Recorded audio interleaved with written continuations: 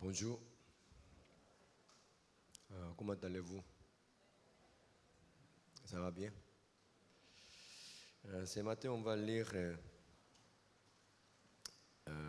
2 Rois chapitre 3. 2 Rois chapitre 3, le verset 4.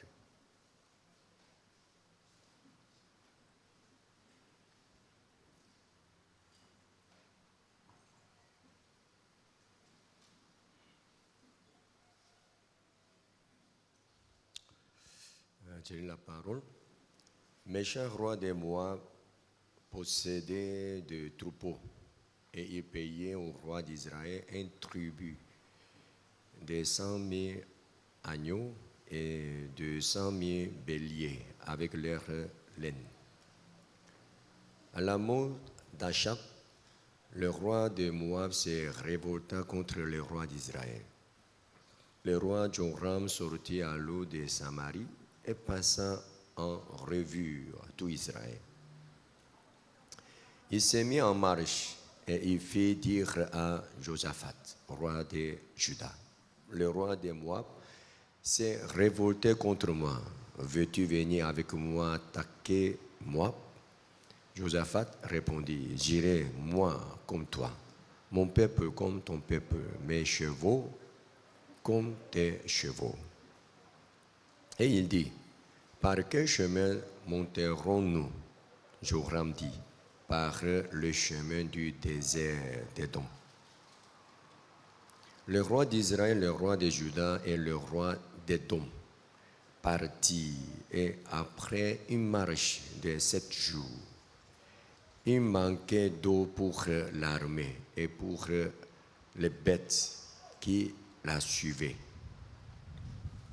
Alors le roi d'Israël dit: hélas, l'Éternel a appelé ces 3 rois pour les livrer entre les mains de Moab. Mais Josaphat dit: n'y a-t-il ici aucun prophète de l'Éternel par qui nous puissions consulter l'Éternel? L'un des serviteurs du roi d'Israël répondit: il y a ici Élisée, fils de Shaphat, qui versait l'eau sur les mains d'Élie. Et Josaphat dit: la parole de l'Éternel est avec lui. Le roi d'Israël, Josaphat, et le roi d'Édom descendirent auprès de lui. Amen.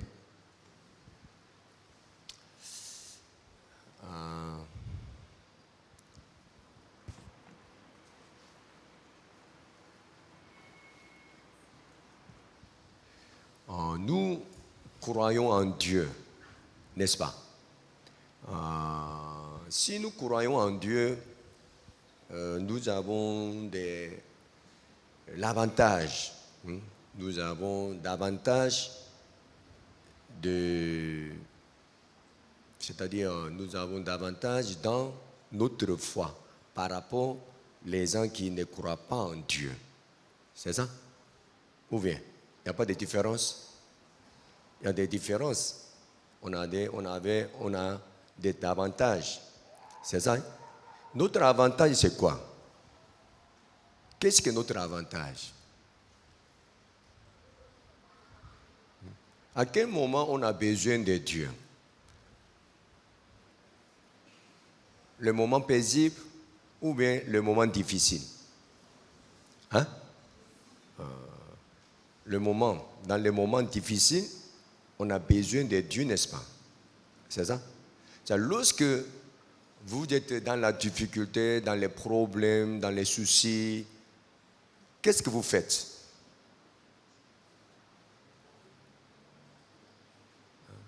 Si vous avez dans les besoins, qu'est-ce que vous faites? Hein? On prie.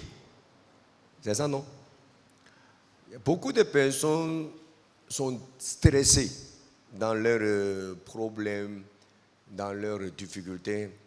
Avant-hier, j'ai causé avec une fille.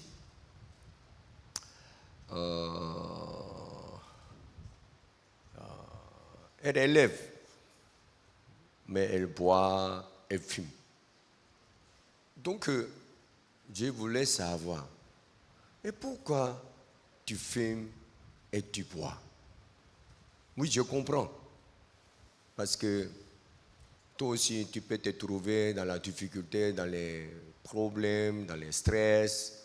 Donc, si tu trouves une manière, c'est-à-dire une solution pour ces stress, c'est bon, c'est normal. Par exemple, nous mangeons chaque jour, n'est-ce pas? Manger important n'est pas important. Manger est très important. Qu'est-ce qu'on mange? Ça déchite notre santé. Mais après avoir fini de manger, si on a bien digéré ce qu'on a mangé, qu'est-ce qu'on doit faire? Hein? Si on a bien digéré tout ce qu'on a mangé, tout ce qu'on a mangé disparaît. Hein? Même si on a bien digéré, il y a quelque chose qu'on doit évacuer. C'est pas ça. C'est ça, hein? Donc, si on garde ces déchets dans notre corps, on doit avoir des problèmes forcés. Donc, on doit faire sauter ça. Même si on a bien mangé, même si on a bien digéré, il y a des choses qu'on doit évacuer. Donc, dans notre maison, il y a toujours, il y a quoi? La WC. C'est ça, non? On a des jolis fauteuils. On a des jolies touches. Et puis on a des jolies chambres. Il y a de jolis lits. On a tout. Mais s'il n'y a pas de WC, comment? Vous avez visité duplex, une maison qui est vraiment, vraiment jolie. Tout est comblé, mais il n'y a pas de WC. Est-ce que vous allez entrer dans cette maison? Pourquoi?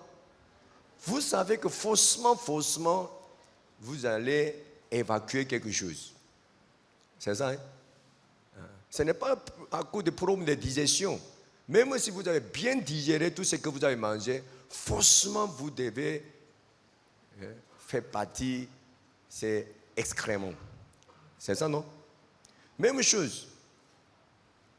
Aujourd'hui, que le missionnaire a parlé de le monde du cœur. Tout à l'heure, j'ai parlé de le monde de la chair, le monde de notre corps. Dans le monde du cœur aussi, ça se passe la même chose.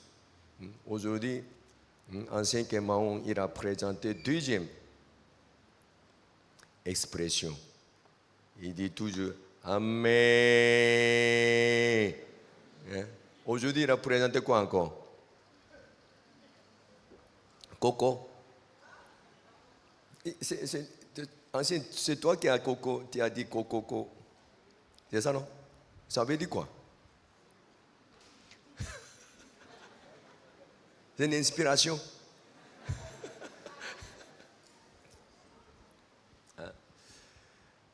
Dans le monde du cœur aussi, ça se passe la même chose.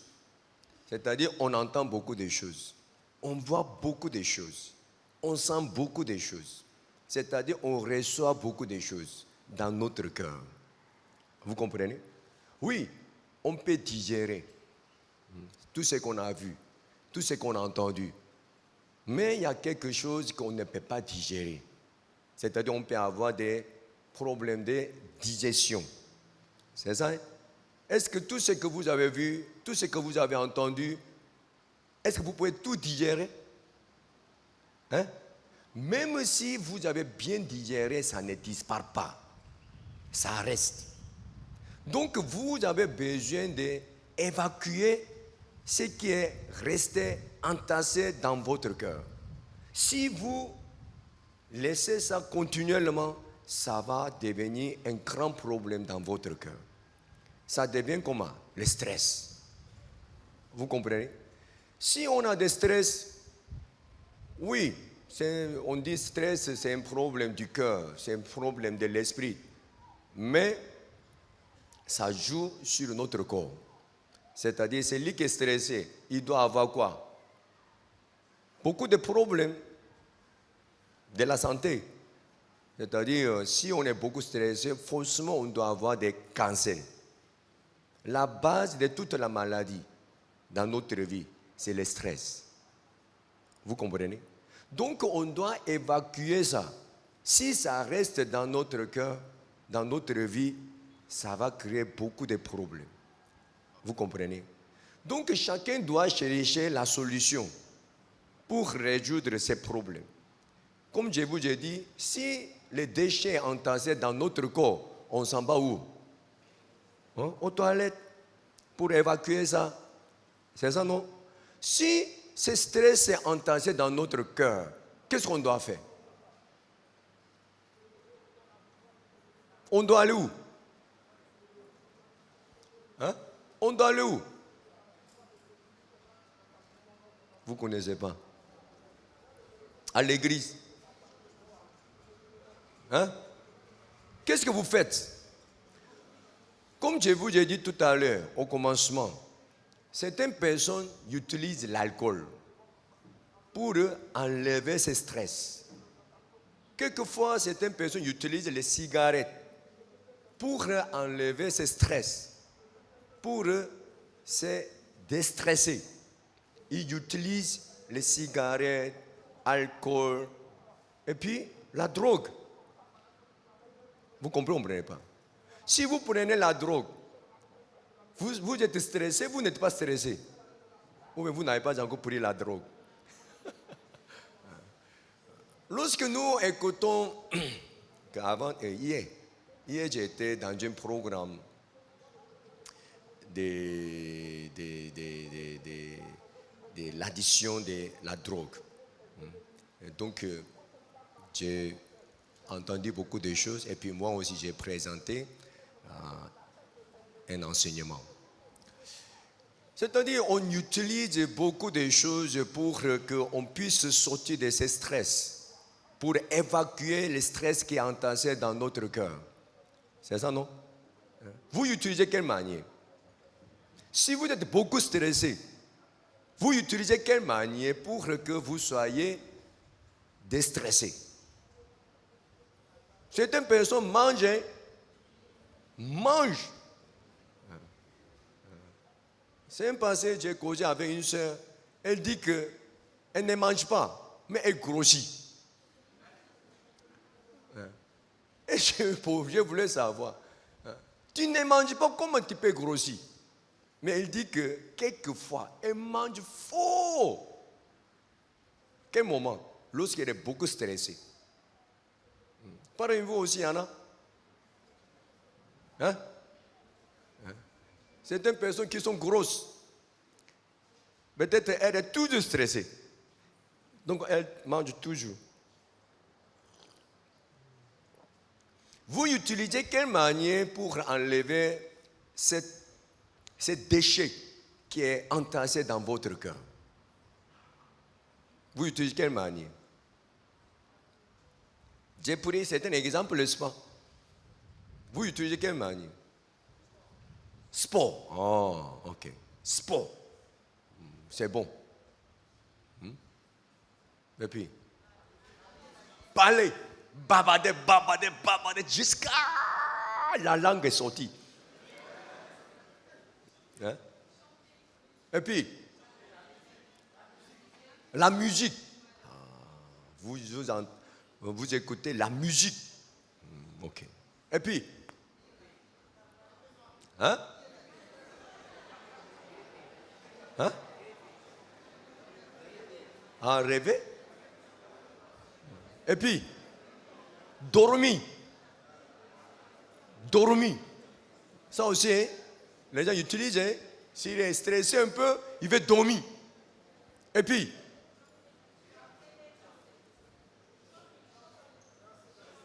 danser. Danser comme un fou. Danse. Et puis, oui, on utilise ces gens de manière.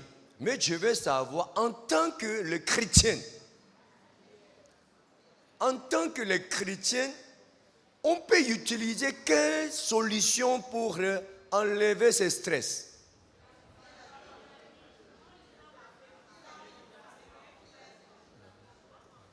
Voilà maintenant vous êtes stressé à cause du manque de l'argent. Voilà, vous devez préparer un examen qui est vraiment important. Vous êtes stressé. Vous devez étudier, mais ça n'entre pas. Vous êtes stressé. En ce moment-là, en tant que les chrétiens, vous devez vous utiliser quelle manière, quelle solution pour résoudre ça. Maintenant, vous avez besoin de beaucoup d'argent. Voilà, vous devez payer les loyers, ou bien vous devez payer certaines factures, vous devez payer la scolarité, mais vous n'avez pas l'argent. En ce moment-là, comment vous faites? Priez. Nous croyons en Dieu. Donc, on peut prier. C'est ça, non? Si on prie, on est déstressé? Comment? Seigneur, j'ai besoin de l'argent. Seigneur, vraiment, j'ai besoin de l'argent. Ce n'est pas que j'ai besoin de l'argent, j'ai besoin de l'argent pour faire n'importe quoi. Non. Vraiment, c'est urgent. Vraiment, j'ai besoin de l'argent. Actuellement, même, j'ai besoin de l'argent. Est-ce que vous connaissez?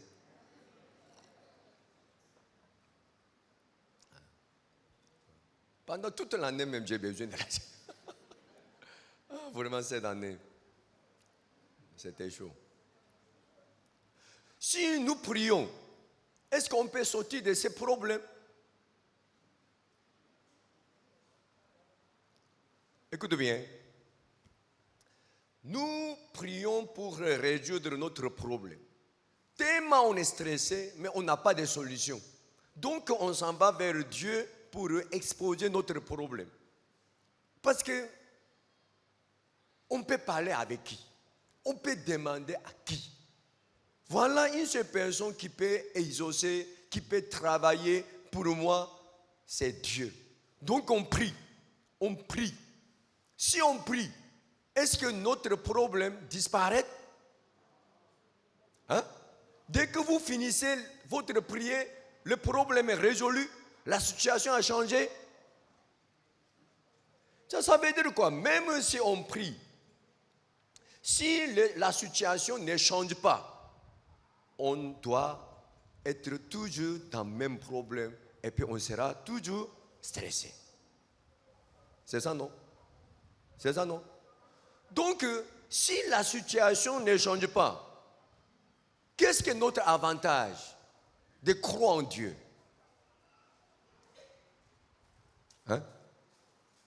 Écoute bien. Prier à Dieu, oui, c'est la vie des chrétiens. Mais prier, ce n'est pas suffisant. Oui, on peut commencer avec la prière. Mais la prière, ce n'est pas suffisant pour enlever notre souci, pour sortir de ce stress. C'est comme ça qu'on a besoin de quoi? Écoute bien. Si nous prions, la prière c'est quoi? La communication, n'est-ce pas? C'est pas ça? C'est-à-dire, on a parlé. C'est-à-dire, on s'adresse à Dieu en présentant notre souci. C'est-à-dire, nous commençons cette prière. C'est-à-dire, pendant la communication, qui commence à parler? C'est nous. C'est ça, hein? Voilà, on a parlé. Donc, on doit attendre quoi? On doit attendre quoi? La réponse de Dieu. Dieu doit répondre. C'est ça, non? C'est-à-dire, cette réponse, ça c'est quoi? Il répond comment? La parole. La parole. Ça veut dire quoi? Si on a reçu la parole, grâce à cette parole, on est soulagé. Ça veut dire quoi? Voilà, j'ai prié à Dieu. Seigneur, voilà, j'ai tel problème. En ce moment-là, si Dieu a répondu en disant que je vais résoudre ces problèmes, j'ai pris ça comme mon engagement. Je vais résoudre ce problème. Si on a entendu cette réponse, on est soulagé, on n'est pas soulagé. On est stressé, on n'est pas stressé. Hein? On n'est pas stressé, pourquoi? Il va résoudre. Vous comprenez pas? Voilà, vous avez un tonton, il a des moyens, et puis il est très gentil, et puis il vous aime. Vous avez des problèmes de l'argent. Vraiment, vous ne voulez pas parler de ça, mais il a écouté notre problème. Et puis on est allé, et puis on a parlé de ces problèmes en détail. Il a tout écouté. Et puis il dit qu'il va s'occuper de ça. Tu as besoin de l'argent jusqu'à quand? Vraiment, dans une semaine, je dois finir de rembourser tout l'argent. Ok, je vais réduire ça. Il est un homme de parole. C'est comme ça. Dès que j'ai écouté cette parole, qu'est-ce qui sera ma réaction? Hein? Oh, je suis dans la joie. Tout le stress est parti. Pourquoi? Cette parole est entrée dans mon cœur. Vous comprenez? J'ai demandé, j'ai prié à mon oncle. Il a écouté. Et puis il a répondu. Comment? Avec sa parole. Il dit qu'il va payer à ma place. Il va réduire ça. Mais écoute bien. Lorsqu'on a écouté cette réponse, la situation est résolue, n'est pas résolue. La situation est résolue, n'est pas résolue. Ce n'est pas résolu. Il dit qu'il va payer dans une semaine. Ça veut dire que la situation est là toujours. Vous comprenez? Mais on croit qu'il va réaliser ce qu'il a dit. Il va accomplir sa parole. Donc si nous croyons cette parole comme une parole qui sera réalisée réellement, on est tranquille. On est en paix. Vous comprenez ou comprenez pas? Vous comprenez? C'est-à-dire, ça c'est la vie des chrétiens. Ça veut dire que celui qui est chrétien, s'il se trouve dans la difficulté, qu'est-ce qu'il doit faire? Il doit demander? Il doit prier? Oui, il demande à Dieu, il prie à Dieu. Vous comprenez? Jusqu'à quand? Jusqu'à quand? La solution, ce n'est pas demander quelque chose. La solution, ce n'est pas prier quelque chose à Dieu. Vous comprenez? Notre solution est quoi? La parole. Si cette parole est entrée dans notre cœur, en ce moment-là, notre problème est résolu dans notre cœur. Même si le problème n'est pas encore résolu physiquement, devant nos yeux, si on a écouté la réponse de Dieu, on est soulagé parce que ça est résolu dans notre cœur. Amen. Vous comprenez ou vous ne comprenez pas? Vous comprenez? Tout à l'heure, on a lu 2 Rois chapitre 3.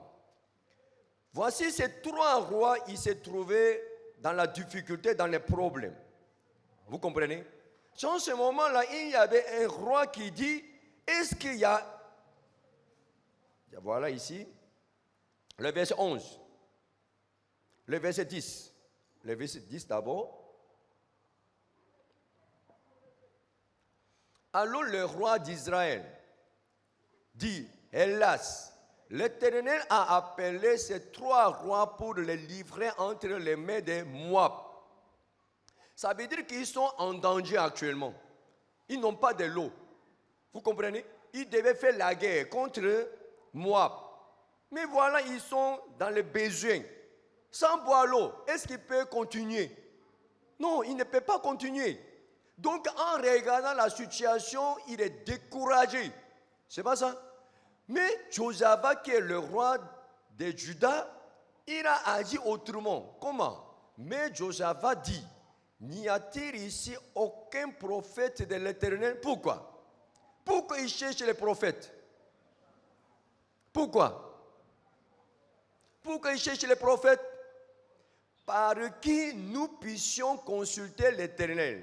L'un des serviteurs du roi d'Israël répondit, il y a ici Élisée, fils de Josaphat, qui versait l'eau sur les mains d'Élie. Le verset 12.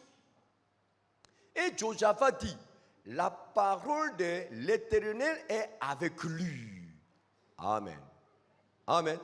C'est-à-dire, Josaphat, il cherche quoi? La parole. Pourquoi? Selon lui, la parole est la solution. Vous comprenez? Il n'a pas cherché la personne qui est capable, qui est puissante, qui peut résoudre ses problèmes. Vous comprenez pas? Qui peut faire sortir l'eau de la terre? Qui peut faire venir le nuage du ciel? Qui peut faire venir la pluie du ciel? Il n'a pas cherché ces gens de personnes. Vous comprenez? Seulement, il a cherché qui? C'est lui qui a la parole. Vous comprenez? Voilà, la parole est où? La parole est où dans votre vie? Si cette parole est vraie, vous aussi, si vous vous trouvez dans la difficulté, dans les problèmes, vous devez chercher quoi? Vous devez chercher quoi? Pourquoi? Parce que la parole est la solution. Celui qui croit comme ça, levez la main. Je crois que la parole est la solution. Lorsque je me trouve dans la difficulté, lorsque je me trouve dans la difficulté, dans les problèmes, toujours je cherche la parole. Parce que je crois que la parole est la solution. Il y a certaines personnes, voilà, il a rencontré une difficulté, automatiquement il pense à une personne. Il pense l'homme. Parce qu'il a des moyens. Parce qu'il est capable. Parce qu'il est puissant. Donc maintenant, selon vous, telle personne est la solution pour vous. Parce que vous avez besoin d'une solution. Vous êtes stressé. Vous êtes dans l'angoisse. Vraiment, vous êtes vraiment dans la souffrance. Donc vous cherchez la solution. Donc vous cherchez la solution. Donc vous pensez à l'homme. Voilà, telle personne peut résoudre ces problèmes. Voilà, c'est-à-dire on cherche la solution. Vous comprenez? Mais je veux savoir parmi vous, réellement, est-ce que vous croyez que la parole est la solution? Ça veut dire que si vous croyez que la parole est la solution, dès que vous rencontrez une situation que vous ne pouvez jamais résoudre vous-même, vous allez faire quoi? Vous allez ouvrir la Bible. Vous comprenez? Vous lisez la Bible, mais vous ne comprenez pas. Vous ne voyez pas la solution. En ce moment-là, peut-être vous pouvez aller vers le pasteur pour savoir quelle parole est bonne pour résoudre cette situation. Vous comprenez? Ça veut dire que vous croyez qu'il y a des solutions. C'est que sûr, il y a des solutions. Donc maintenant, cette solution se trouve où? Dans la parole. Vous comprenez? Amen. Est-ce que vraiment vous croyez comme ça? Dans les problèmes, au lieu d'être stressé pendant un jour, pendant une semaine, pendant un mois, vous êtes devenu nerveux. Si votre mari entre en même temps,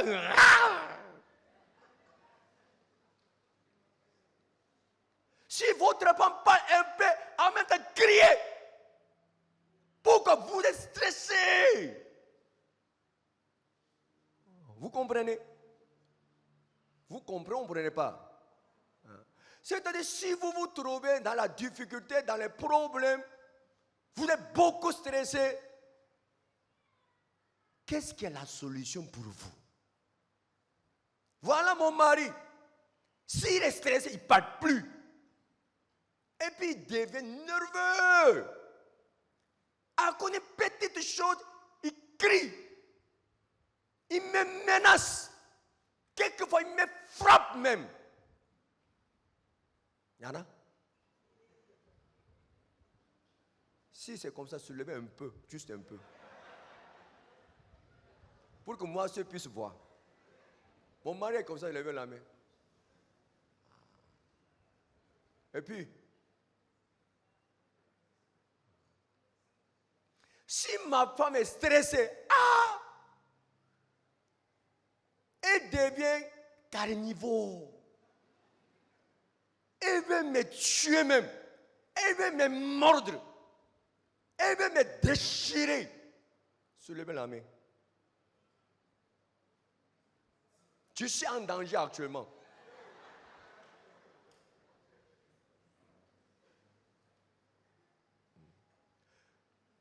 C'est pourquoi on voit ces gens de personnes. Pourquoi?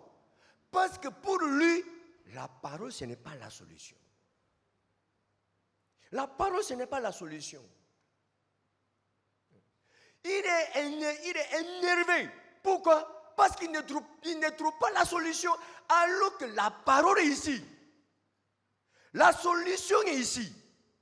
À quel moment on devient sensible? Parce qu'on ne trouve pas la solution. Vous comprenez? Maintenant, nous sommes en plein d'examen. Voilà les papiers, les questions sont là. On pense, on ne trouve pas la réponse. En ce moment, on devient comment? On transpire, on trempe. C'est vrai, ce n'est pas vrai. C'est vrai, ce n'est pas vrai. Et puis vos yeux s'en vont à gauche, à droite, à gauche, à droite. C'est vrai, ce n'est pas vrai. Vous comprenez? Pourquoi? Vous ne trouvez pas la réponse. Ce n'est pas tout ce qui se trouve dans les problèmes devient nerveux. Non. Celui qui ne trouve pas la solution, il devient nerveux. Vous comprenez? Est-ce que vraiment vous croyez que cette parole est la solution? Celui qui croit que cette parole est la solution, levez la main.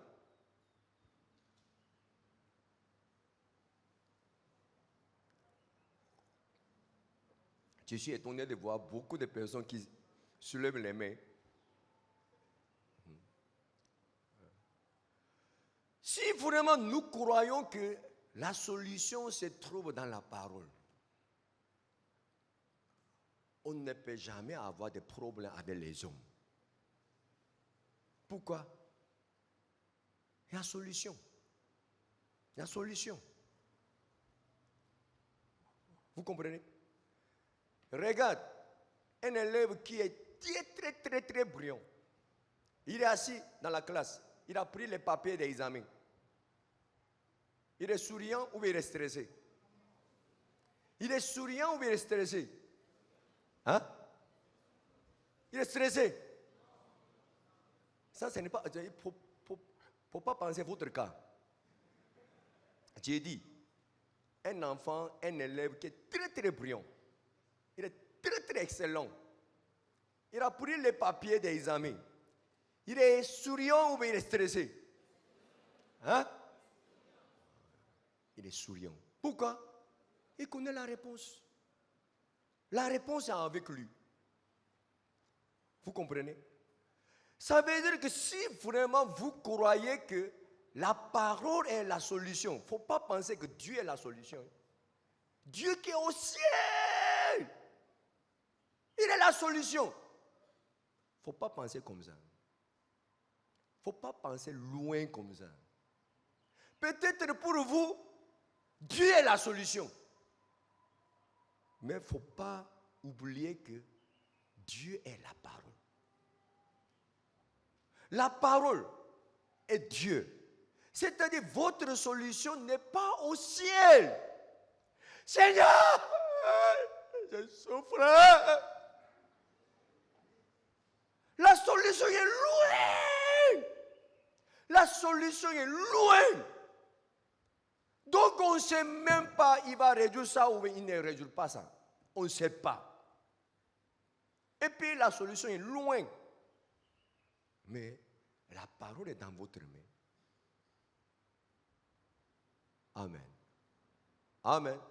Est-ce que vraiment vous croyez que la solution de tous vos problèmes est ici?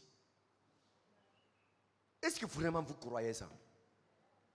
Sincèrement, c'est lui qui croit comme ça, levez la main. Sincèrement, c'est lui qui a vécu comme ça jusqu'à aujourd'hui. Ah, ça c'est mieux. J'ai trouvé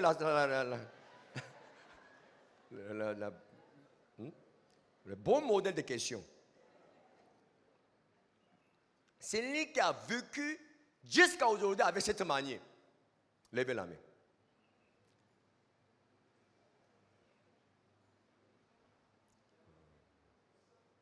Maintenant, vous avez compris ce que je voulais dire.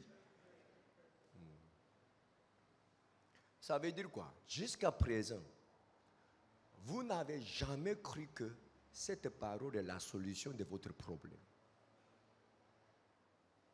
C'est-à-dire, vous avez agi comme qui? Le roi d'Israël, Joram. Lorsqu'il a rencontré la situation, il dit quoi? Il a parlé de Dieu, il n'a pas parlé de Dieu. Il a parlé de Dieu, il n'a pas parlé de Dieu. Il a parlé de Dieu. Le verset combien tout à l'heure? Il faut retourner que ce verset. Voilà. À 11. 10. Alors le roi d'Israël dit, hélas, l'Éternel a appelé ces 3 rois pour les livrer entre les mains des Moab. Il sait que c'est Dieu qui a permis cette situation. C'est ça, non? Vous comprenez? Il a parlé de Dieu. Mais malheureusement, même s'il croit en Dieu, il ne croit pas que la solution est dans la parole. Mais le roi Josaphat, dès qu'il a vu le problème, il a commencé à chercher qui? Qui a la parole? Est-ce que dans ces pays, dans ce lieu, il y a un prophète qui a la parole? On a besoin de lui. Pourquoi? Il a la parole. Vous comprenez? Notre solution, ce n'est pas manque de moyens ou ce n'est pas manque de puissance. Non, non, non, non, non.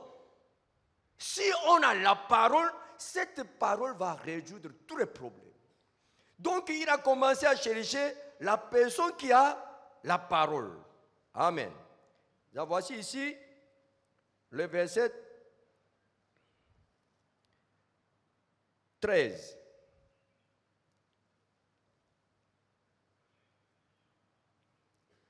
Élisée dit au roi d'Israël, qu'y a-t-il entre toi et moi? Qu'y a-t-il entre moi et toi? Ça veut dire quoi? Ça veut dire quoi? Jusqu'à présent, est-ce qu'on a eu des relations entre toi et moi?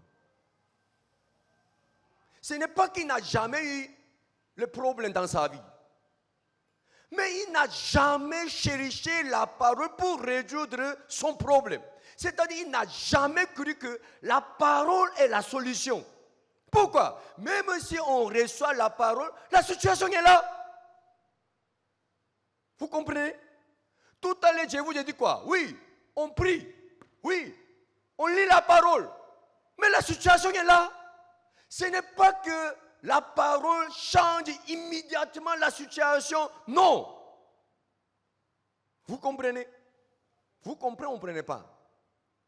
C'est-à-dire, les gens cherchent la solution de la situation. C'est-à-dire, pour eux, la parole, ce n'est pas la solution. Donc, ils cherchent la personne qui peut résoudre ces problèmes devant ses yeux. Vous comprenez? Donc, parole, c'est inutile. Mais il dit, qu'y a-t-il entre moi et toi? Va vers les prophètes de ton père et vers les prophètes de ta mère. Et le roi d'Israël lui dit, non, car l'Éternel a appelé ces 3 rois pour les livrer entre les mains de Moab. Il répète sa pensée seulement. 14. Est-ce que vraiment Dieu a appelé ces 3 rois pour les tuer? Hein? Non. Mais il dit quoi? L'Éternel a appelé ces 3 rois pour les tuer. Alors que ce n'est pas le cœur de Dieu. Élisée dit, l'Éternel des armées dont je suis le serviteur est vivant. Si Dieu n'avait égard à Josaphat, roi de Juda, je ne ferais aucune attention à toi et je ne te regarderai pas. Tu ne crois pas la parole. J'ai la parole. À quel moment tu étais intéressé pour savoir la parole que j'ai? À À quel moment tu as pensé une fois même? Est-ce qu'une fois même tu as cru que la parole est la solution? Jamais. Tu n'as jamais cru que la parole est la solution. La solution, il n'y a pas. La parole, il n'y a pas. Oui, la parole pour juste nous consoler. Sinon, la parole, ce n'est pas la solution. Dieu a besoin de la solution. Comment on peut creuser? Comment on peut trouver l'eau? Dieu a besoin de ça. Ce n'est pas la parole. Vous comprenez ou vous ne comprenez pas?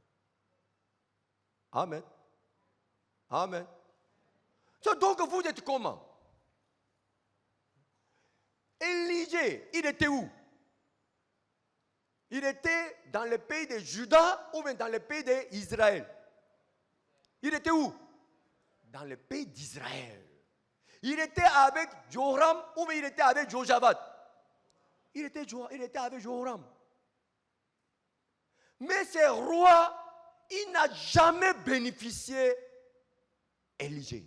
Pourquoi? Il ne croit pas que la parole est la solution. Vous comprenez? Donc, lorsque Élisée était appelé, tué, qu'est-ce qui t'a poussé pour m'appeler aujourd'hui? Habituellement, tu ne fais pas comme ça. Hein? Lorsqu'il a vu Josaphat, à cause de lui, c'est ça?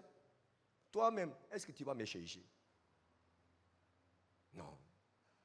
Est-ce que toi-même, tu crois que la solution est la parole? Depuis que tu es assis à la place du roi, oui, tu as rencontré plein de problèmes. Tu as rencontré plein de difficultés. Est-ce que toi-même, est-ce que tu as cru que la parole est la solution? Jamais. Je n'ai jamais vu ça. Tu ne m'as jamais appelé. Pourquoi? Pour toi, la parole, ce n'est pas la solution. Vous comprenez ou ne comprenez pas? Amen. Vous comprenez?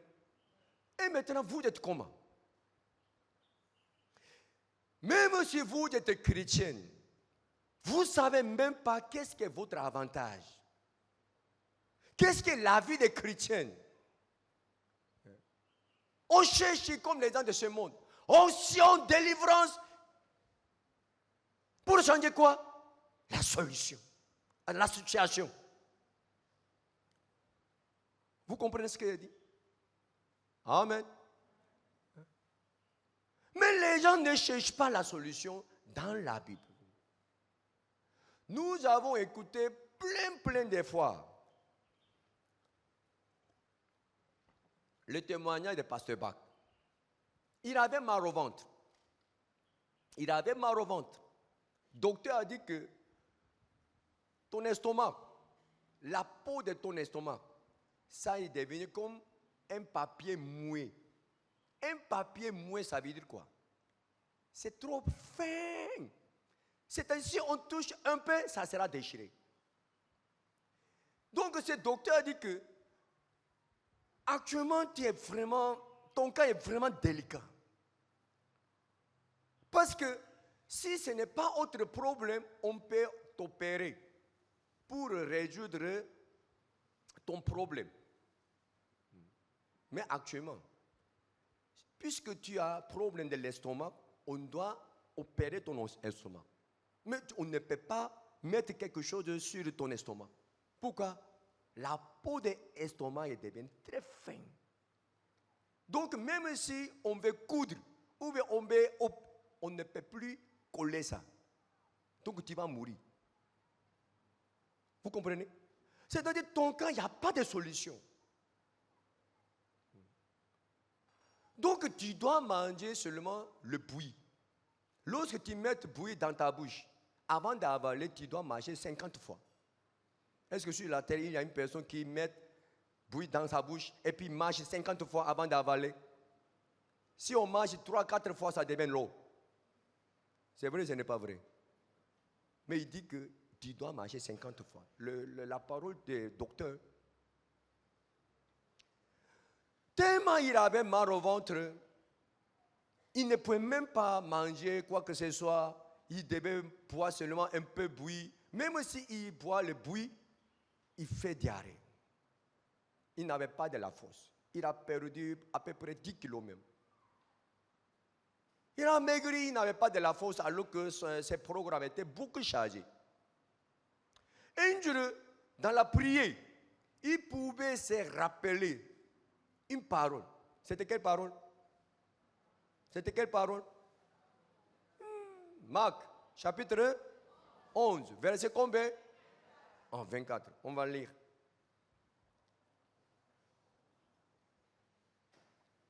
C'est pourquoi je vous dis, tout ce que vous demanderez en priant, croyez que vous l'avez reçu et vous le verrez s'accomplir. Ça c'est quoi? Ça c'est quoi? La solution. Pour vous c'est la parole. Mais pour lui c'était la solution. La parole est différente de la solution. On lit la parole. Mais on ne voit pas la solution. Vous avez lu la parole. Mais il a lu ça comme une solution. Vous comprenez? Donc il a regardé cette solution. Pour que ça c'est la solution. C'est pourquoi je vous dis tout ce que vous demanderez en priant. Croyez que vous l'avez reçu. Ça veut dire quoi? Croyez que vous l'avez reçu. Dieu priait, Dieu demandait quoi? La guérison. Dieu demandait la guérison. Donc je suis guéri, je ne suis pas guéri. Je suis guéri, je ne suis pas guéri. Hein? Je suis guéri, croyez que vous l'avez reçu. Croyez que vous l'avez reçu. La situation a changé, n'a pas changé. La situation n'a pas changé. Et vous les verrez. Vous les verrez. Ça veut dire que la Bible connaît bien que la situation n'a pas changé. La situation n'a pas changé. Vous les verrez s'accomplir. Ça, c'est la solution que Dieu vous a donnée. Vous comprenez? Ça, ce n'est pas la parole, ce n'est pas pour vous consoler. C'est la solution. Ça, c'est la solution. Donc, il a trouvé la solution de son problème. Il a trouvé la solution de sa maladie. Ça, c'est la solution. Est-ce que vous comprenez? Donc, il a réfléchi. Croyez que vous l'avez reçu. Croyez que vous l'avez reçu, ça veut dire quoi? Dieu doit croire que tu suis déjà guéri. En ce moment-là, Dieu pourrait voir la guérison. C'est ça, non? C'est ça, non? Donc, c'était la solution. Comme s'il est assis devant le docteur. Et puis, le docteur lui a donné la solution. Voilà, ça c'est la solution de ton problème. Donc, il devait pratiquer cette solution. Il devait utiliser cette solution. C'est pas ça? Amen. Donc, il devait croire qu'il est guéri. C'est ça, non? Il a pensé. Si je suis guéri, qu'est-ce que je dois faire? Je dois manger normalement. Parce que je suis guéri. Vous comprenez ce qu'il dit? Ce n'est pas que, ok, vous avez reçu. Vous le verrez, ça comme, Dieu va travailler. Ce n'est pas comme ça. Ce n'est pas comme ça. Ce n'est pas qu'il était consolé par cette parole. Ce n'est pas parce que cette parole était une parole qui encourage. Non, ce n'est pas comme ça. Il a pris ça comme une solution. Donc, je dois croire que j'ai déjà reçu la guérison. Parce que j'ai demandé. Donc j'ai déjà reçu. Depuis ce moment-là, il a commencé à manger normalement comme les autres personnes. Le pasteur qui était là, ces jours-là, il m'a parlé. Ce qui était passé. Effectivement, pasteur est sorti pour manger ensemble ce matin-là. Voilà, sa femme a préparé bouillie pour lui. Et puis il y a certains pasteurs qui étaient là, et puis ils ont mangé autre plat. Mais Pasteur, il a laissé son plat et puis il est revenu. Et puis il a mangé ensemble.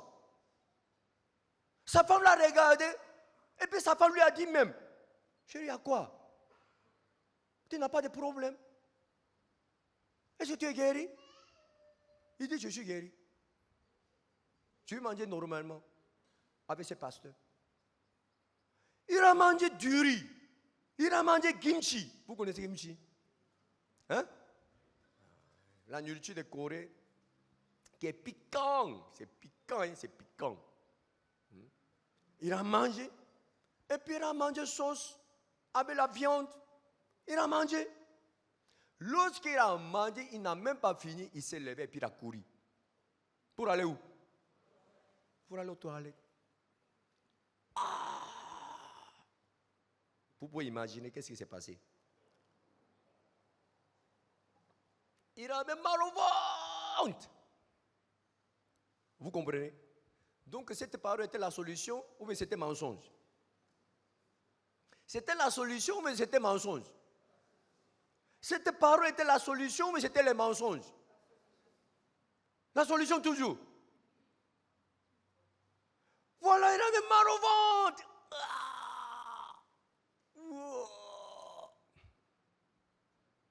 Il a fait diarrhée. C'est qu'il a mangé, c'est sorti directement.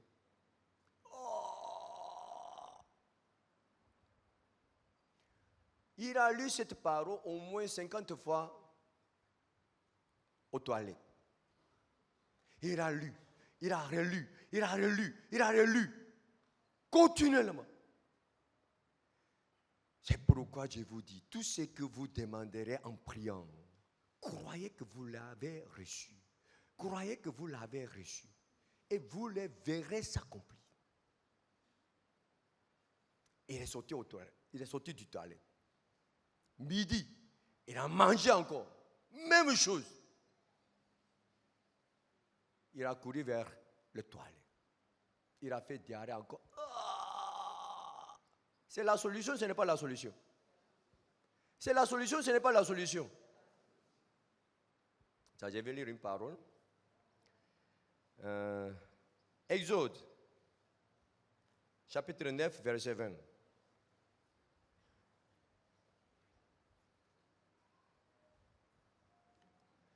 Ceux des serviteurs de Pharaon qui craignent la parole de l'Éternel furent retirés dans les maisons, leurs serviteurs et leurs troupeaux. Mais ceux qui ne prirent point à cœur, la parole de l'Éternel, laissaient leurs serviteurs et leurs troupeaux dans les champs. 22. L'Éternel dit à Moïse, étends ta main vers le ciel et qu'il tombe de la grêle dans tous les pays d'Égypte, sur les hommes, sur les animaux et sur toutes les herbes des champs dans les pays d'Égypte. Voilà, Dieu a parlé. Il y a des personnes qui ont écouté, il y a des personnes qui n'ont pas écouté. C'est ça, non? Ceux qui ont écouté, ils pouvaient réagir. Ceux qui n'ont pas écouté, ils ne réagissent pas. C'est ça, non? Amen. Lorsque Pasteur il a lu ce passage, il a réagi, n'a pas réagi. Il a réagi, n'a pas réagi. Il a réagi pourquoi? Parce qu'il a cru. Il y a certaines personnes qui ne réagissent pas. Mais et puis il dit qu'il croit. Est-ce que tu crois à cette parole? Oui, je crois. Mais il ne réagit pas. Pourquoi? Il a mal au ventre. Vous comprenez? J'ai mal au ventre. Comment je peux manger? Je ne peux pas manger. Pourquoi j'ai mal au ventre? Est-ce que tu crois à cette parole? Oui, je crois à cette parole. C'est comme ça que tu es guéri, non? Oui, je suis guéri. Tu peux manger, non? Non. Tu es malade? Je suis bête? Non, je ne peux pas manger. Pourquoi? Tu as mal au ventre. Vous comprenez? Celui qui croit, il réagit. Celui qui ne croit pas, il ne réagit pas. Mais bizarrement, celui qui ne croit pas, celui qui ne réagit pas, dit qu'il croit. Vous comprenez? Celui qui croit, pour lui, tout est résolu. Celui qui ne croit pas, il croit, mais dans son cœur, ce n'est pas résolu. Vous comprenez? Vous tous, vous allez dire que vous croyez la parole. Vous croyez la parole. Mais dans votre cœur, est-ce que vous n'avez pas de soucis? Vous dites que la solution est la parole. C'est résolu. Est-ce que vraiment vous croyez que c'est résolu? Parce que il a fait diarrhée. Au toilette, il a dit, oui, j'ai mal au ventre, mais je suis guéri. Il a dit quoi? Oui, j'ai mal au ventre, mais je suis guéri. Donc, il mange ou ne mange pas? Il mange ou ne mange pas? Pourquoi? Il ne sent pas la douleur? La situation a changé? Non, la situation n'a pas changé. Mais il croit la parole. Donc, il est guéri. S'il est guéri, il doit manger ou il ne doit pas manger? Il doit manger, il ne doit pas manger? Il doit manger. Vous comprenez? Vous comprenez ou vous ne comprenez pas? Même si vous dites que vous croyez à la parole, si vous ne réagissez pas, ça veut dire que vous ne croyez pas. Vous dites quoi? Je suis malade. J'ai mal au ventre. Comment je peux manger? Tu es guéri, non? Oui, je crois que je suis guéri. Que tu peux manger, non? Non. Pourquoi? J'ai mal au ventre. Vous comprenez ou vous ne comprenez pas? Donc finalement, on ne bénéficie rien. Je vais lire une parole.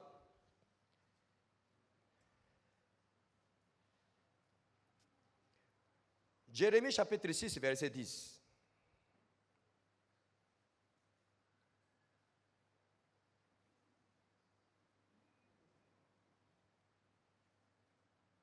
Jérémie chapitre 6, verset 10.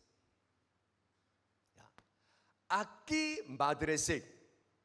À qui m'adresser? Et qui prend à témoin pour qu'on écoute? C'est maintenant Dieu cherche qui? Dieu cherche qui? À qui m'adresser? Et qui prend à témoin pour qu'on écoute?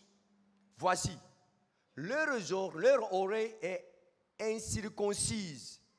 Leur oreille est incirconcise. Ça veut dire quoi? Hein? Leurs oreilles sont attachées à quoi? À la chair. Vous comprenez? C'est-à-dire, la Bible nous a dit que celui qui a des oreilles pour entendre. Est-ce que Dieu ne sait pas que tout le monde a des oreilles? On peut fermer les yeux, on peut fermer la bouche. Est-ce qu'on peut fermer les oreilles? Ça veut dire qu'on entend. Mais ce n'est pas que tout le monde entend. Celui qui a des oreilles pour entend. Vous comprenez? Ça veut dire quoi? Si vraiment vous entendez la parole de Dieu, ça entre où? Dans notre cœur. Et puis on va réagir. À qui m'adresser? Et qui prend à témoin pour qu'on écoute? Voici leur oreille est incirconcise. Et ils sont incapables d'être attentifs. Ils sont comment? Distraits. Même s'il entend, il ne comprend rien. Vous comprenez? Il ne peut pas se rappeler ce qu'il a entendu. Pourquoi? Il est très distrait. Ils sont incapables d'être attentifs. Voici la parole de l'Éternel est pour eux un opprobre.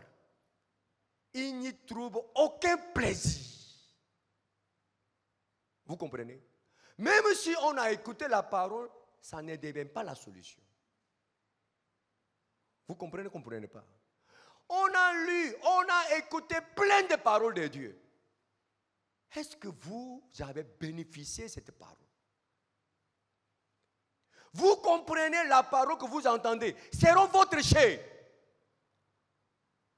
Est-ce que vous croyez Marc chapitre 11, verset 24? Oui, on croit à la parole.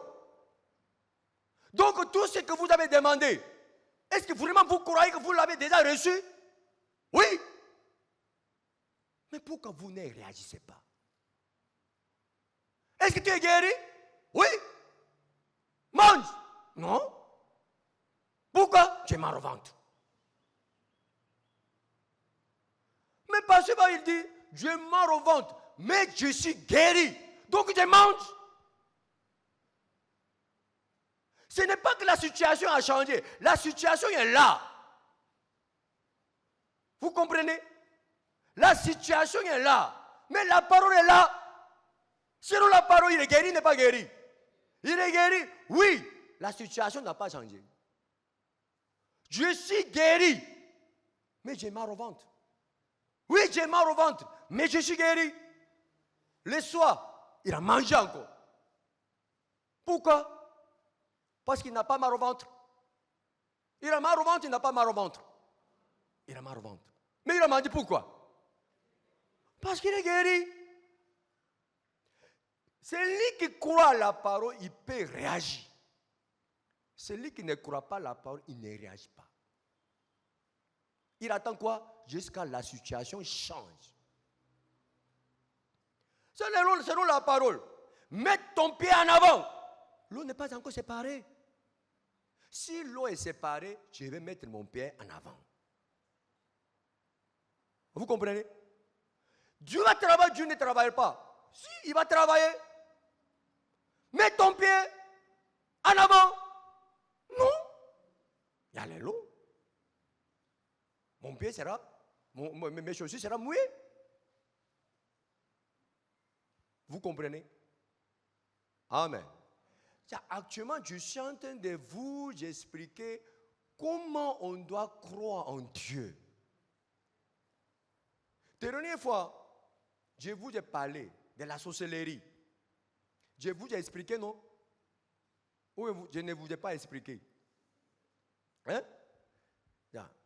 Selon la Bible, qui a amené la malédiction? Qui a amené le malheur? Qui? Qui? Est-ce que vous croyez ça? Est-ce que vous croyez? Ce n'est pas la sorcellerie. Hein? Dieu a amené le malheur sur toute chair. Vous comprenez? Si le malheur arrive dans notre vie, on est tranquille, on n'est pas tranquille. On est tranquille, on n'est pas tranquille. On est tranquille, pourquoi? Parce que Dieu que nous croyons, il change le mal en bien. Vous comprenez? Ça, c'est la différence. Écoutez bien. Ceux qui sont sauvés, ceux qui ne sont pas sauvés, ils se trouvent dans le malheur, ils se trouvent dans le bonheur. Et aussi, même chose. Ils se trouvent dans le malheur, ils se trouvent dans le bonheur, quelquefois. Vous comprenez? Celui qui est sauvé, lorsqu'il se trouve dans le malheur, son cœur est comment? Son cœur est comment? Son cœur est comment? Pourquoi? Parce qu'il connaît la solution. Qu'est-ce que la solution? La parole est la solution. Quelle parole? Dieu change le mal en bien. Dieu change le malheur en bonheur. Vous comprenez?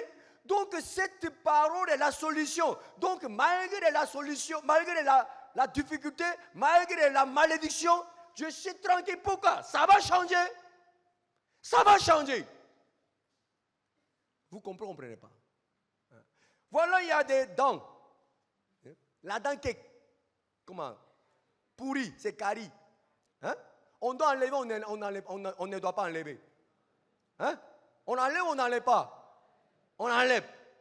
Lorsqu'on enlève, ça nous fait mal ou ça ne nous fait pas mal? Ça nous fait mal. C'est ça, hein? Il veut enlever, le dentiste, il veut enlever. Ah! Mais on supporte, on ne supporte pas. Pourquoi? Ça va sortir. On sait que ça va sortir. Lorsque c'est sorti, on est tranquille. Vous comprenez? La femme qui est enceinte, elle s'en va à l'hôpital pour accouchement. C'est ça, non? Lorsqu'elle a commencé à sentir la douleur, elle dit quoi? Elle dit quoi? Elle veut continuer ou bien elle veut arrêter? Elle veut tuer l'enfant qui est dedans.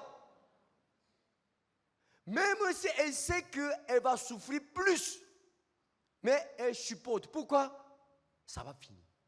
Et puis, elle va trouver quoi? Le bonheur. En attrapant le nouveau-né.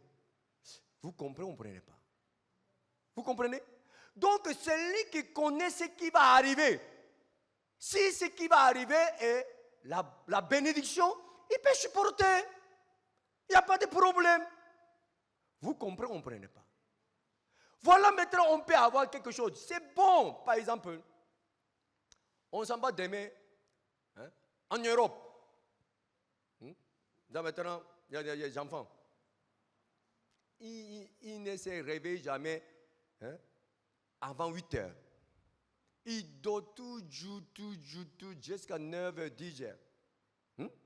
Mais on lui dit que demain matin, on s'en va en France. Tu es content ou n'es pas content? Tu ne veux pas partir? Tu veux partir? Mais demain matin, on doit se réveiller 5 heures matin. Tu pourras te réveiller ou tu ne pourras pas te réveiller? Hein? Il y a des soucis, il n'y a pas de soucis. 3 heures matin même, il n'y a pas de problème. C'est ça, non? C'est ça, c'est pas ça. C'est ça, hein? Pourquoi? Pourquoi? On s'en bat en France. Vous comprenez pas? Donc, même si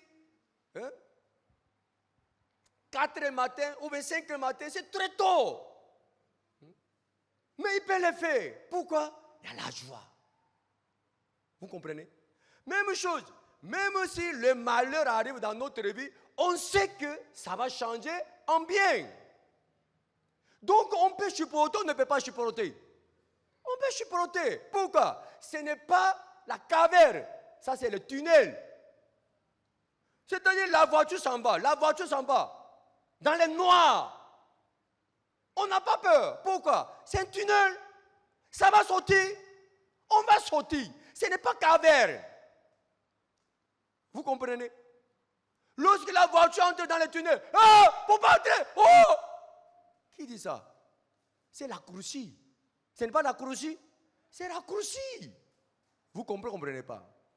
Amen. C'est-à-dire, si nous prenons un chemin qui est long, en contournant, on doit continuer la montagne qui est grande. Mais tunnel, c'est quoi? La coursie. C'est ça?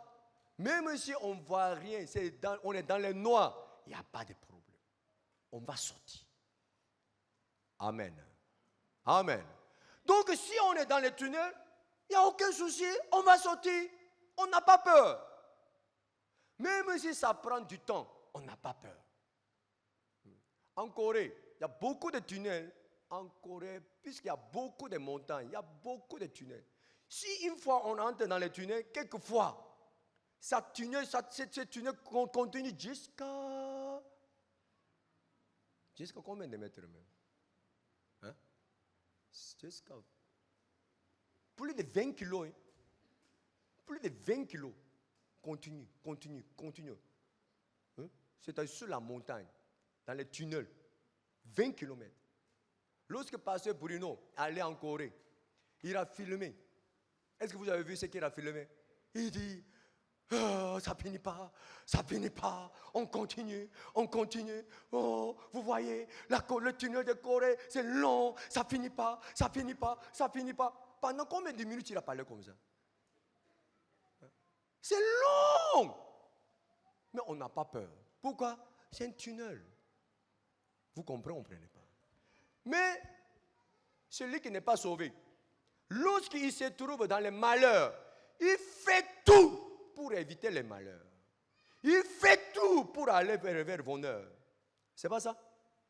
Vous comprenez? Il ne peut pas vivre tranquille. Il est stressé, parce qu'il est dans le malheur. Il est stressé. Quelle attaque, quelle sorcellerie. Il est stressé, Il ne peut jamais être à l'aise en étant dans le malheur. Amen. Mais ceux qui sont sauvés, ils sont différents de ceux qui ne sont pas sauvés. On a des solutions. Qu'est-ce que la solution? La parole. Dieu a dit quoi? Dieu est notre Dieu et Dieu qui change les mal en bien. Amen. Donc ça devient la solution. Donc on est tranquille. Amen. Parce que il a continué à manger. Pourquoi? Ça, je vais lire 1 Samuel chapitre 15, le verset 23.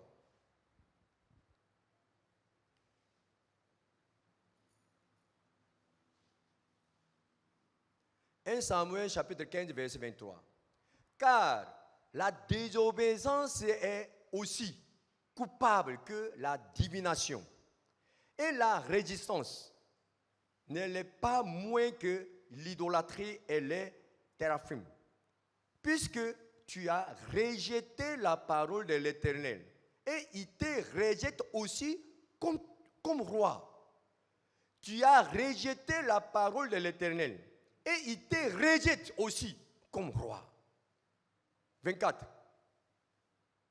Alors Saül dit à Samuel, j'ai péché, car j'ai transgressé l'ordre de l'Éternel, et je n'ai pas obéi à tes paroles. J'ai craigné le peuple, et j'ai écouté sa voix. 25. Maintenant, je te prie, pardonne mon péché, reviens avec moi, et je me prosternerai devant l'Éternel. 26. Samuel dit à Saül, je ne retournerai point avec toi, car tu as rejeté la parole de l'Éternel. Et l'Éternel te rejette, afin que tu ne sois plus roi sur Israël. Rejeter la parole. On a écouté, on a reçu la promesse de Dieu. On rejette. C'est lui qui a rejeté la promesse que Dieu vous a donnée à cause de la situation. Levez la main.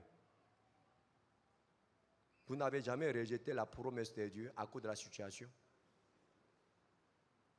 Levez la main. J'ai rejeté la promesse de Dieu que Dieu m'a donnée à cause de la situation. Mange! Je ne peux pas manger. Pourquoi? J'ai mal au ventre.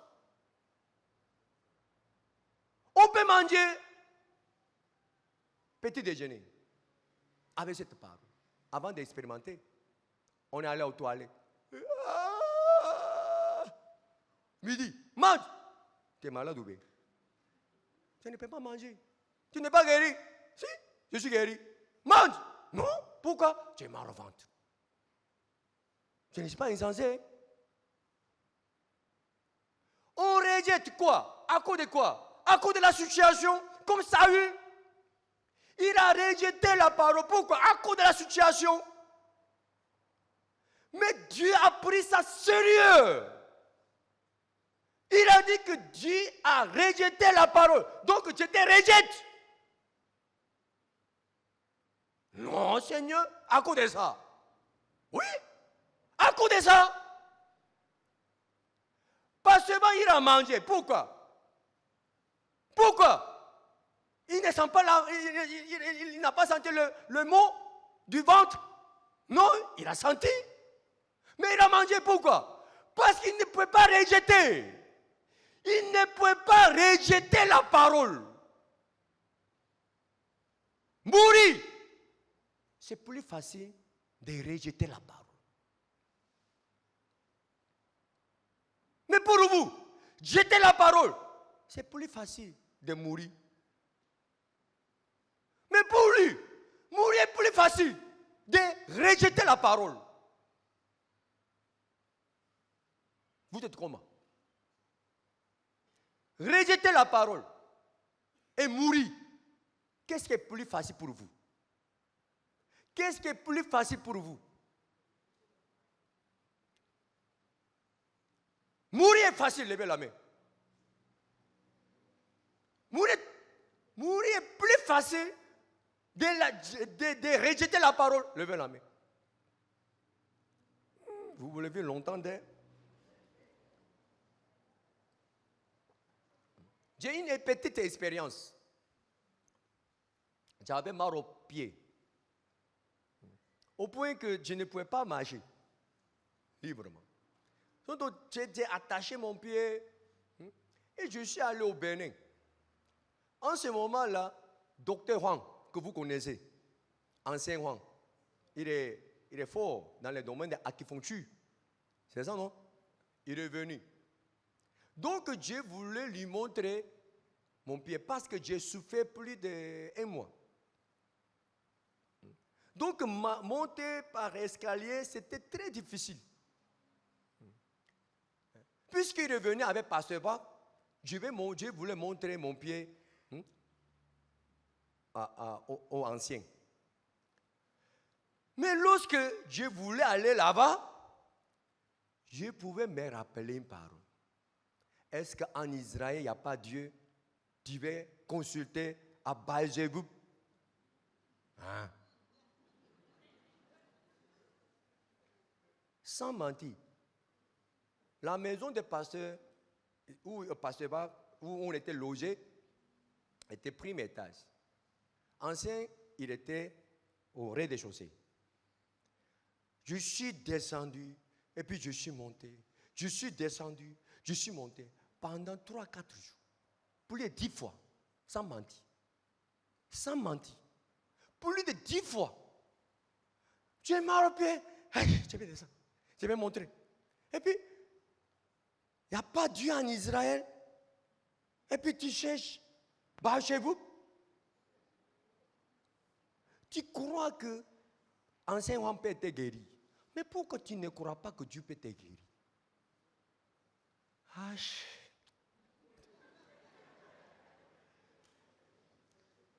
Et puis j'ai mal au pied. Les autres pasteurs jouent ballon. Je vais jouer ballon. Je vais pas. Il n'y a pas de Dieu en Israël. Et puis tu vas consulter.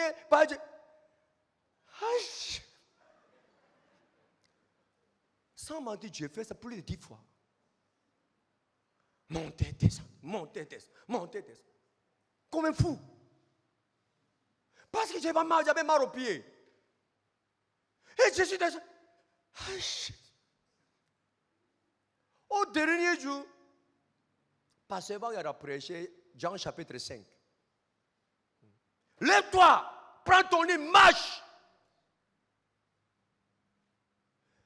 C'est paralytique, il a cru que. Comment? C'est ça? C'est paralytique, il a cru que. C'est Bethesda. Le guérit.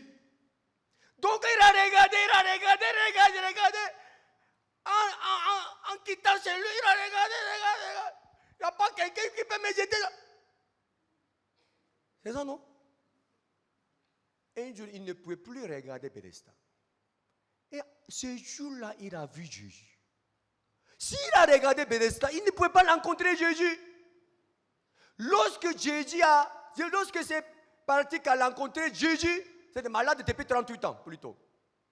Mais là, depuis 38 ans, regardez Jésus.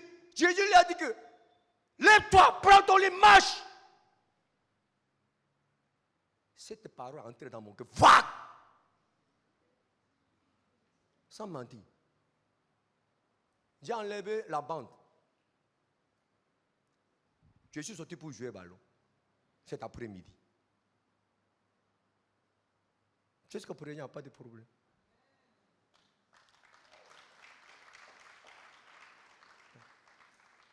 C'est un petit témoignage. Vraiment, ça est resté dans mon cœur longtemps. Jeter la parole, c'était très difficile. Souffrir dans cette douleur, c'était plus facile que jeter la parole. Je suis descendu parce que j'avais mal aux pieds. Je suis descendu pour montrer ses pieds à cet ancien, parce que je crois que cet ancien va me guérir. C'est sûr. Donc je voulais montrer mon pied à cet ancien. Mais la parole, est-ce qu'en Israël, il n'y a pas la parole, il n'y a pas Dieu?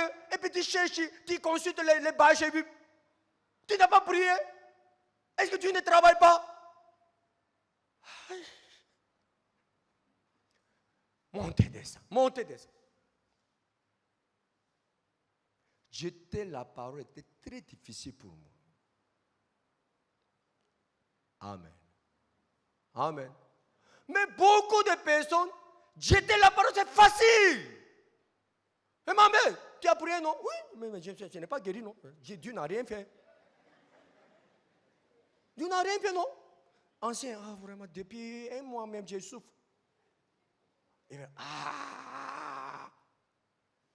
Jeter la parole, c'est facile.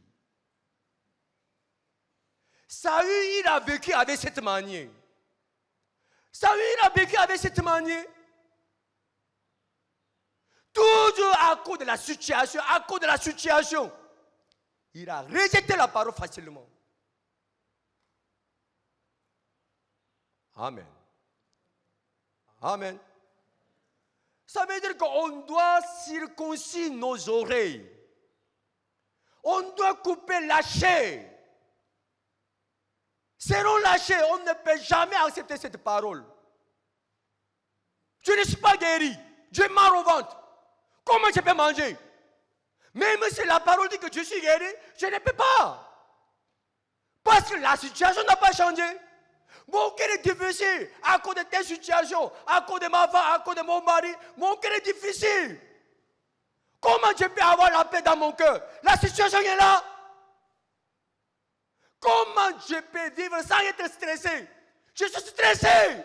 Pourquoi? À cause de la situation. Même si la parole dit que soyez en paix, quelle paix ça? Qui peut avoir la paix dans cette situation? Je suis stressé, je suis nerveux. Pourquoi? À cause de la situation. Tu n'as pas reçu la parole? Si. La Bible t'a dit quoi? Soyez en paix. Ton cœur en paix? Non. Pourquoi? Regarde la situation. Tu crois à la parole? Oui, je crois à la parole. Tu crois que la parole est la solution? Oui. Soyez en paix? Non. Pourquoi? À cause de la situation. Amen. Amen. Lorsque Samuel était fâché contre Saül en disant que tu as rejeté la parole, il dit que non, je n'ai pas rejeté. Au début, il a réagi comme ça. Pour lui, il n'a pas rejeté la parole. Alors qu'il a rejeté. Vous comprenez, vous ne comprenez pas? Vous comprenez? Ça veut dire quoi? Vous devez savoir que la parole est la solution. Je vais lire une parole et puis je vais terminer. Somme chapitre 103, le verset 20 à verset 20. Somme chapitre 103, verset 20.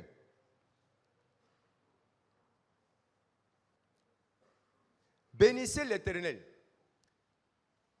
vous ses anges, qui êtes puissants en force et qui exécutez ses ordres en obéissant à la voix de sa voix. Écoute bien.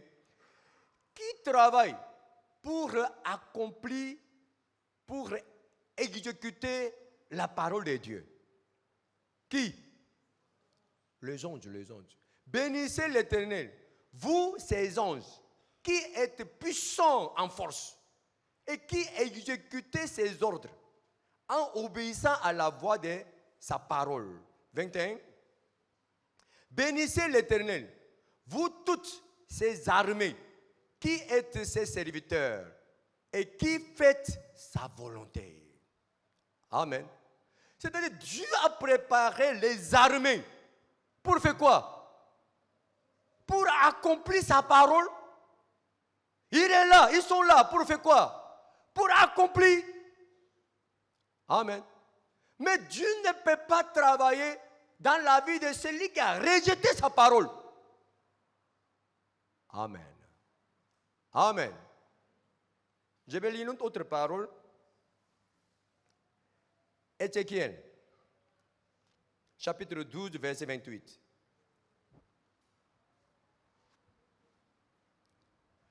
C'est pourquoi, dis-leur, ainsi parle l'Éternel, il n'y aura plus de délai dans l'accomplissement de ma parole. La parole que je prononcerai s'accomplira, dit le Seigneur l'Éternel.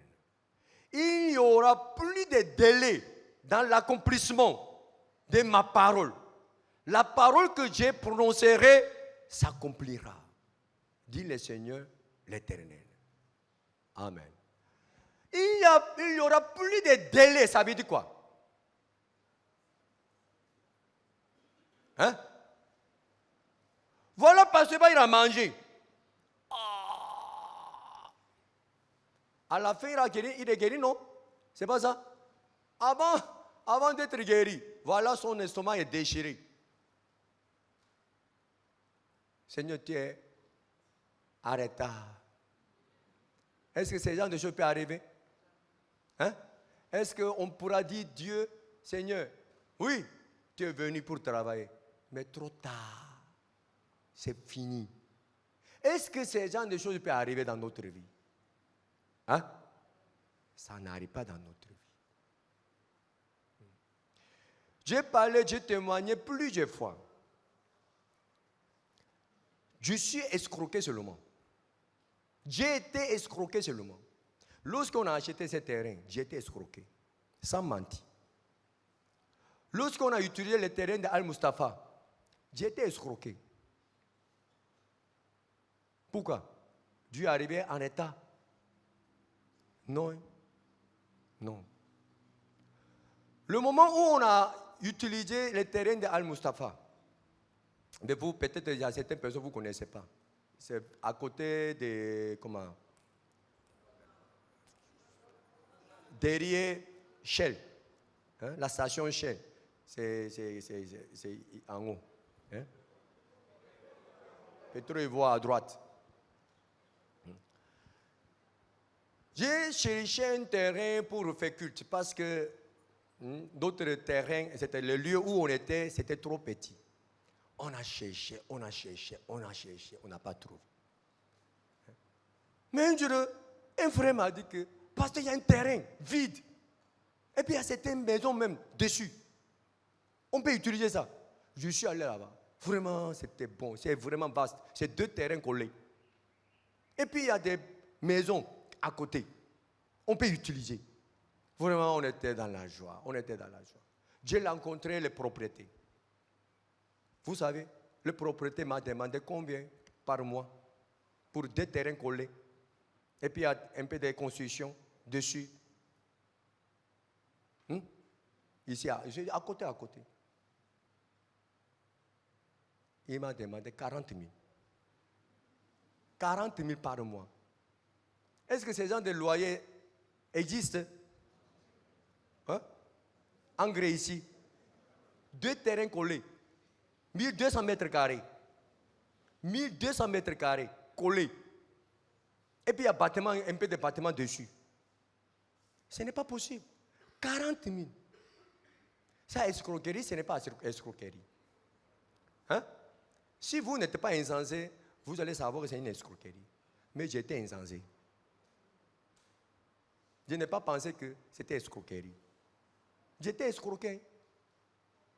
J'ai payé 1 an. 480 000. J'ai payé en disant que Seigneur, merci. Et nos missionnaires, ils sont allés là-bas pour travailler. On a coupé les arbres qui étaient dessus, dans la joie, on a chanté. Mais voilà, certaines personnes sont venues, arrêtez votre travail. Il y a quoi? C'est notre terrain. Tu es qui même? On a déjà fait contrat avec les propriétaires. Quittez là-bas. Et puis on a continué. Les policiers sont venus. Ils nous ont arrêtés. Et puis 3 missionnaires étaient enfermés. Lorsque je suis arrivé là-bas, vraiment, les policiers sans papier, ils sont venus, ils ont enfermé 3 missionnaires, un pasteur, 2 missionnaires, étaient enfermés à la police. Je suis allé là-bas. Vous êtes là? Oui, pasteur.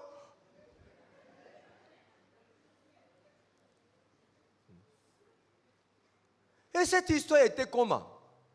Le propriétaire de ce terrain, un homme de, Abobo.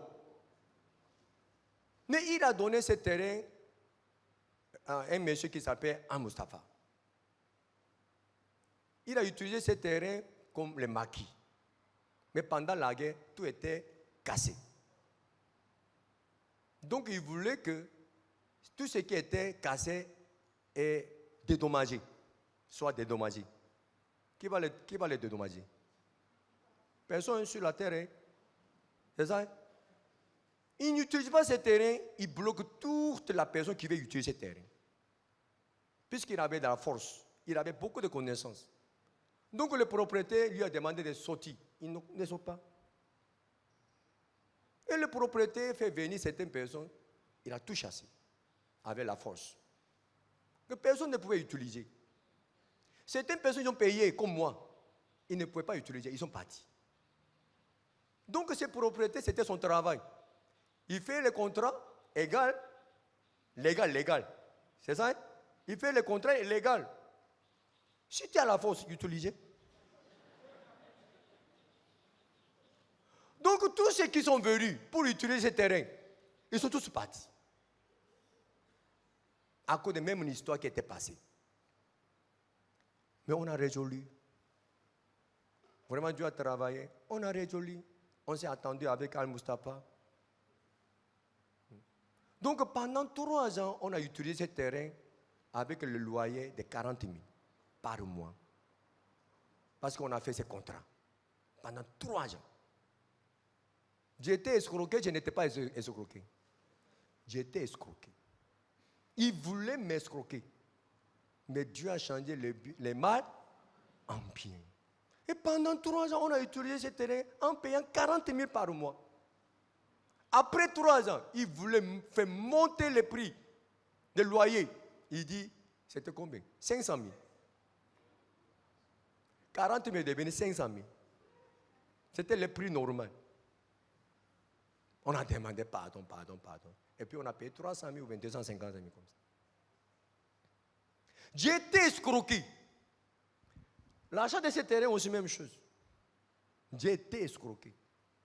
Au point que le notaire qui a commencé cette affaire, elle m'a restitué l'argent qu'elle a pris.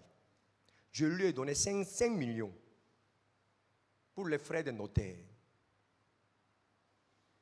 Elle m'a restitué cet argent. Parce que pardon. Je n'avais aucune intention de te tromper. Voilà, il y a trop de problèmes sur ce terrain. Ce terrain était à la justice. Elle m'a dit que parce que tu ne pourras jamais gagner ce procès. Tu as perdu. Si le propriétaire est gentil, il va te donner un autre terrain. Sinon, tu as tout perdu. Parce que pardon. Et puis, elle a restitué 5 millions qu'elle a reçus. Donc, je dois être content ou je ne dois pas être content? Hein? La notaire s'est retirée en disant que j'ai perdu. Parce que pardon. Elle est partie. Dans 2 ans, en 2 mois, deux mois plus tard, on a gagné le procès. Donc j'ai gagné 5 millions. Cadeau. Elle-même, elle a laissé 5 millions. Mais j'ai pris. Dieu est grand, Dieu n'est pas grand. Dieu est grand. On a acheté ce terrain 130 millions. On était dédommagés parce que la voie Y a pris un petit morceau de notre terrain. C'était le dédommagement, c'était 130 millions. Donc on a eu ça à combien? Finalement, on a eu ça à combien? On a acheté ça 130 millions. On est dédommagé 130 millions. Donc, 2 hectares, à peu près 5 000 mètres carrés, engrais. J'ai payé ça combien? J'ai été escroqué. Amen. Amen. Donc Dieu est grand, Dieu n'est pas grand. Chaque fois, lorsque j'étais dans la difficulté, Dieu m'a donné une parole. J'ai été arrêté ici. J'ai regardé en bas. Il n'y avait pas de pont. J'ai pleuré.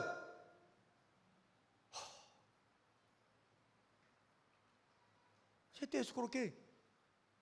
On a déjà versé plein de millions.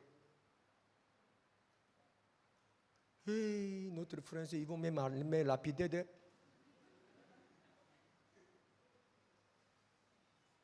Tiens, il n'y avait rien ici. Il n'y avait rien.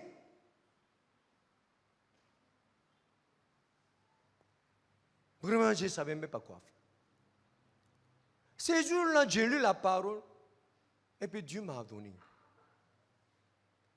Je lui ai demandé, Seigneur, est-ce que je pourrais récupérer tout ce que j'ai perdu? Il dit, poursuis, tu vas récupérer tout. Amen. Amen. La parole que Dieu a donnée à David, lorsque Sigara était brûlé. Amen. J'ai pris ça. On peut récupérer tout. On a récupéré, on n'a pas récupéré. On a récupéré plus que ça. Amen. Il faut amener une personne qui a eu terrain plus de 2 hectares à 5 000 mètres carrés gratuitement, légalement. S'il y en a, amenez. Amen. La parole était la solution. Vraiment, je veux que vous croyiez ça. Si la parole ne devient pas votre solution, vous devez souffrir comme les autres personnes. Vous devez être stressé comme les autres personnes. Comme si vous ne croyez pas en Dieu. Amen. Amen. Aujourd'hui, je vous ai montré. Vivre par la foi. Le juste vivra par la foi. La foi vient d'où? La foi vient de ce qu'on entend. Ce qu'on entend vient de la parole de Christ. C'est pas ça? On vit avec cette manière. La parole est la solution. Si vraiment vous croyez, devant la difficulté, vous allez lire la parole. Vous allez chercher la personne qui a la parole. Parce que nous a enseigné. Si vous avez des problèmes, entrez dans la chambre, fermez la porte, prie, lis la parole. Sinon, nous, on doit sortir à gauche, à droite pour chercher la solution. Mais il dit qu'on doit fermer la porte, lire la parole. Pourquoi? La parole est la solution. Amen. Amen. Vraiment, je veux que vous croyiez cette parole. Ça, c'est l'avantage de ceux qui croient en Dieu. Amen. Prions. Seigneur, merci. Aujourd'hui, tu nous as enseigné. Même si les gens lisent la parole comme une décoration, ils mettent la parole partout dans la chambre, dans la maison, pour décorer la chambre, pour décorer la maison. Alors que cette parole n'entre même pas dans son cœur. Donc, malgré toute parole qui est affichée partout, il souffre. Il souffre. Seigneur, vraiment, je veux que cette parole que nous avons écoutée entre dans notre cœur. Seigneur, vraiment, nous croyons que la parole est la solution. La parole que tu nous as donnée s'accomplit toujours. Les anges, les armées de Dieu bougent, travaillent pour accomplir cette parole. Tu nous as dit que tu vas réagir sans les délais. Tu vas réagir. Seigneur, vraiment, je veux que toute parole que nous avons lue ce matin soit gravée dans notre cœur pour qu'on puisse bénéficier de la parole que tu nous as donnée. Seigneur, vraiment, je confie toutes choses entre tes mains. Merci Seigneur, je prie au nom de Jésus-Christ. Amen.